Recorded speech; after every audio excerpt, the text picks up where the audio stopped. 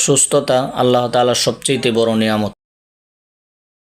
হযরত মুসা আলাইহিস সালাতু ওয়াস সালাম যেহেতু আল্লাহ তাআলার সাথে কথা বলতেন, তাই তিনি তুর পাহাড়ে গিয়ে আল্লাহ তাআলাকে বললেন, হে আল্লাহ, আপনি যদি মুসা হতেন আর আমি যদি আল্লাহ হতাম, তাহলে আপনি সর্বপ্রথম আমার কাছে কি চাইতেন?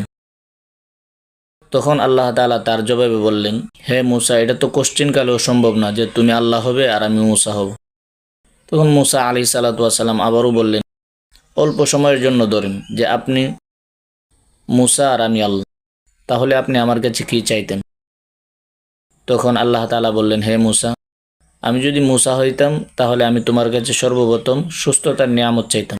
কাজেই বোঝা গেল যে সুস্থতা আল্লাহ তাআলার সবচেয়ে বড় নিয়ামত। রাসূল সাল্লাল্লাহু আলাইহি ওয়াসাল্লাম সুস্থ থাকা অবস্থায় নিয়মিত এই দোয়াটি পাঠ করতেন। দোয়াটি হচ্ছে, আল্লাহুম্মা ইন্নী আসআলুকাল আফওয়া ওয়াল আফিয়াহ ফিদ দুনিয়া ওয়াল আখিরাহ। কাজেই আমরা সুস্থ থাকা অবস্থায় সবসময় এই দোয়াটি পাঠ করব ইনশাআল্লাহ। আল্লাহ তাআলা আমাদেরকে পরিপূর্ণ সুস্থতা দান করবেন।